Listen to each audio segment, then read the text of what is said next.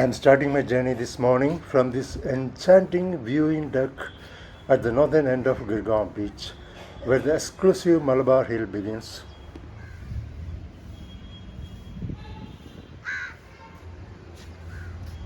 The Arabian Sea looks more peaceful on this side with its gentle waves and cool breeze, creating a vibe that is nothing short of mesmerizing. The enchanting Queen's necklace is lined with high-end towers and historic Art Deco residential buildings, which are the quintessence of Mumbai's soul. These residential buildings are the main attractions here, apart from Girgaon Beach. These sea-facing buildings with their classical Art Deco style stretch along the coastline all the way to Nariman Point. So today we are visiting some fascinating places in South Mumbai, and let's begin with the very famous and historic August Kranti Maidan. Located in Grand Road West, August Kranti Maidan is a place rich in history, though not widely known to many. This park in South Mumbai holds great historic importance. It was here that Mahatma Gandhi, the father of the nation, gave a powerful call for the British to leave India, marking the beginning of the Quit India movement. Yes, friends, it was in the same park where he launched the very famous Quit India movement. So it's very interesting and historic park here in Grand Road. So let's go and explore.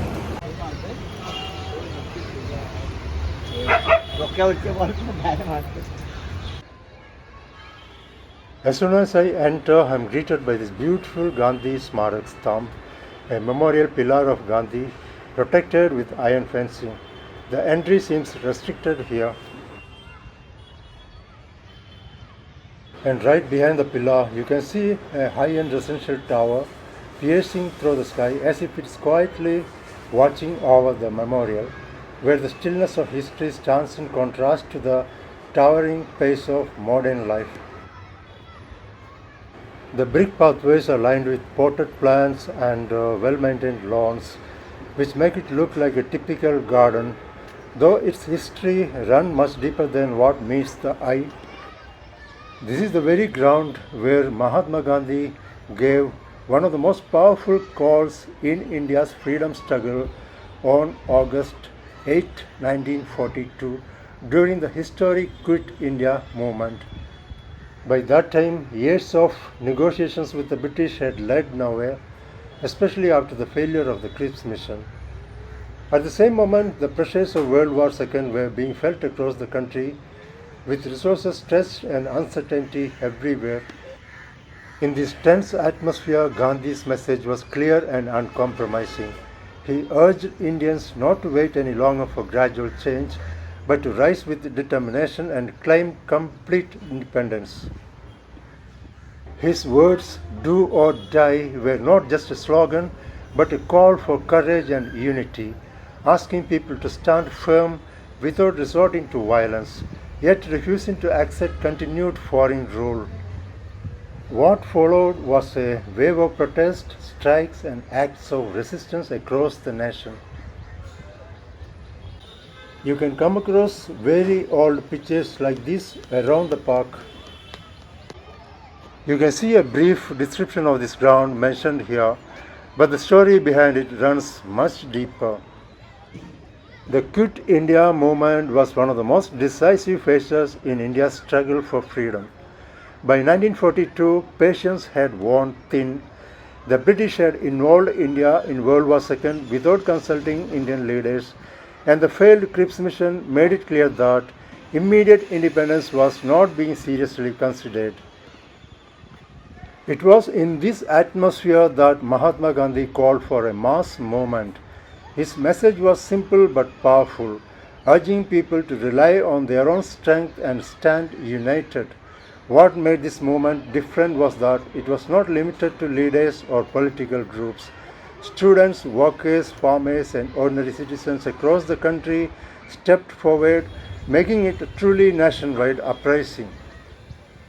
It's a very brief story of India's independence movement. I don't want to stretch it too much because it would take several days to cover completely. Now I've come to the main road next to the ground, and you can see these beautiful age-old structures spread across the area. This is the true essence of Grand Road and its surroundings. We have just seen the historic August Kranti Maidan.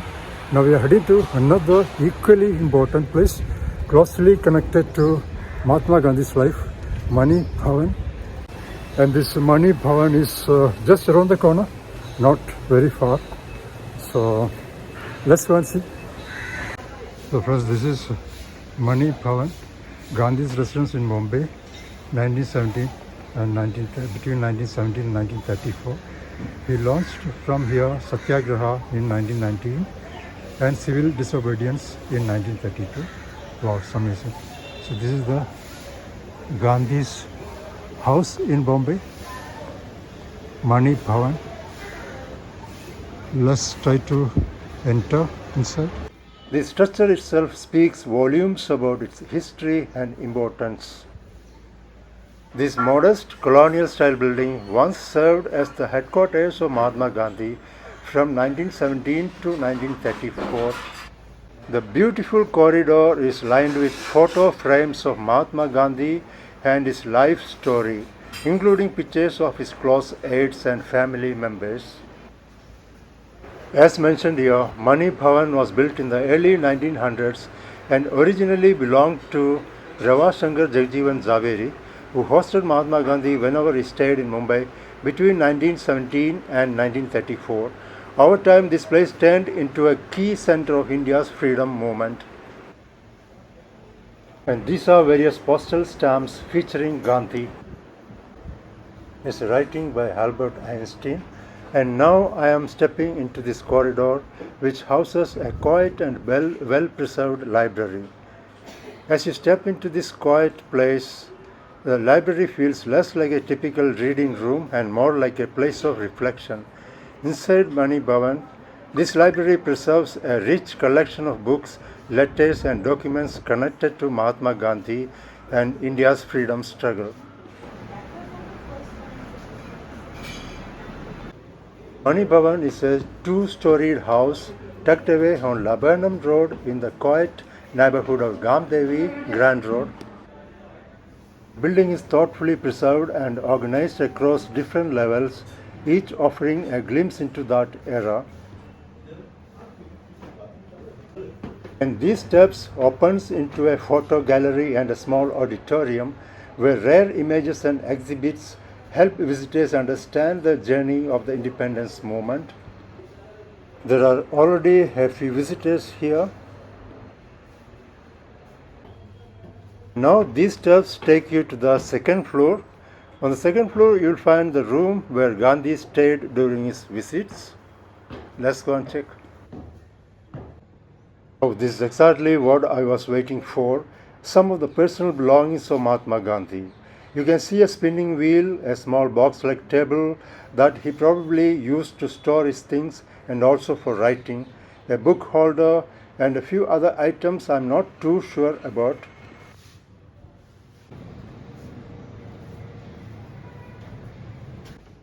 During the freedom struggle, Mahatma Gandhi endured long periods of imprisonment, and nearly 22 months in jail took a serious toll on his health.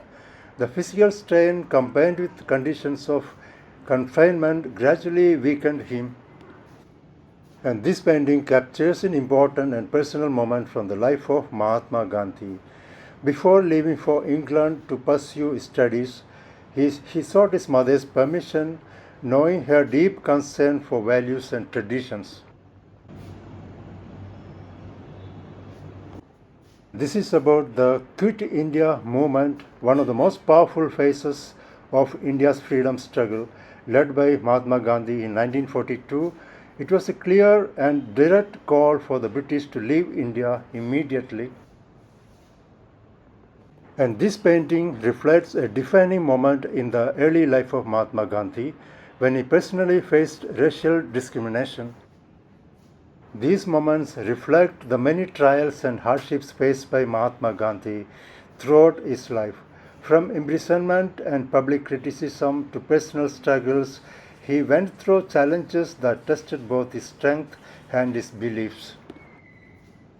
And what truly set him apart was his unwavering commitment to truth and nonviolence, even in the face of adversity. He chose patience over anger and dialogue over conflict, holding firmly to his principles no matter how difficult the situation became. Another remarkable aspect of his life was his honesty. He spoke openly about his own journey, including his mistakes and doubts, without trying to present a perfect image. It is this rare combination of courage, simplicity, and complete transparency that earned him the title Mahatma, meaning a great soul. He was not seen as great because he was flawless, but because he constantly strived to live by the values he believed in, inspiring millions along the way. And now I have come out and I can see these beautiful paintings on the walls next to Mani Bhavan with the words, "There is no God higher than truth." Exactly. Stretching through one of Mumbai's most character-filled neighborhoods, Grand Road and its surrounding areas offer a fascinating glimpse into the city's layered past and vibrant present. This part of South Mumbai is not defined by glass towers but its all-world charm, narrow lanes and buildings that quietly carry stories from another time. There is something truly special about these well-maintained old structures that line the road. Even in the middle of constant movement and noise, they carry a quiet elegance that immediately stands out. The tall facades, vintage balconies with delicate ironwork, wooden windows, and long corridors reflect a style of architecture that feels both graceful and timeless.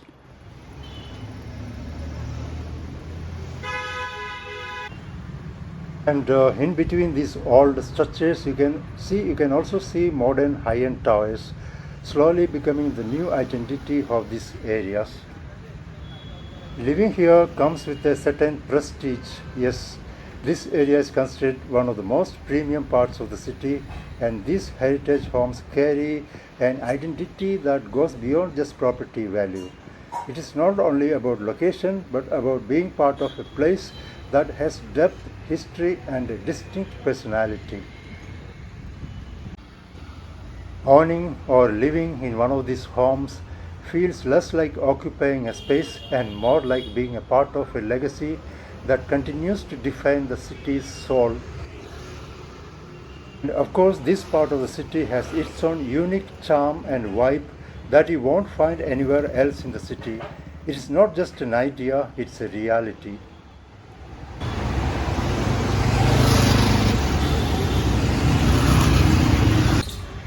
Now I have just entered this beautiful garden right next to Girgaon beach.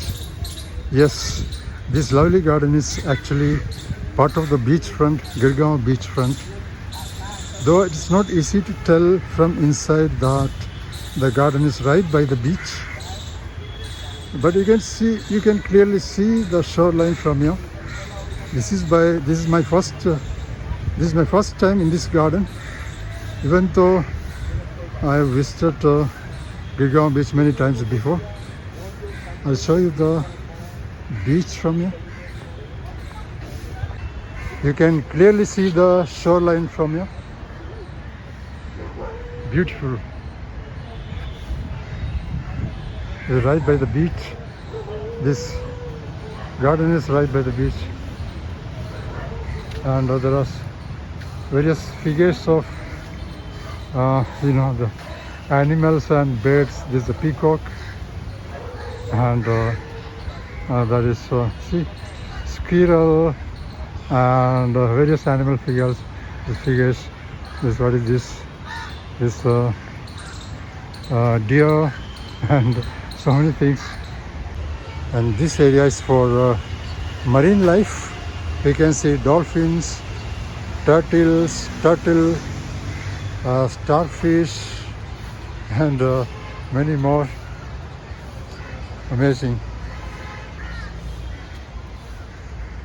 uh, and the pathway is very clean and tidy, and the walking pathways are very clean and tidy. It's such a very beautiful garden right by the sea. Isn't it amazing? Wow, very beautiful garden right by the beach, Girgaon beach.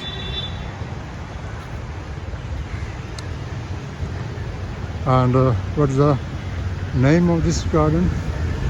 I think it's written out there. Let's go and see. The name is written here, Lokmanya Tilak Udyan. Okay, the Lokmanya Tilak Udyan. This garden's name is Lokmanya Tilak Udyan. Udyan means garden. Very beautiful garden. Right next to the beach, Girgaon beach. So this is the statue of Lokmanya Bal Gangadhar Tilak. Here. Wow. So this is Lokmanya Bal Gangadhar Tilak.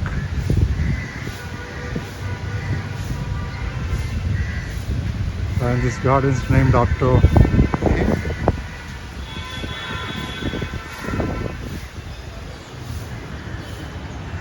See how beautiful this garden looks.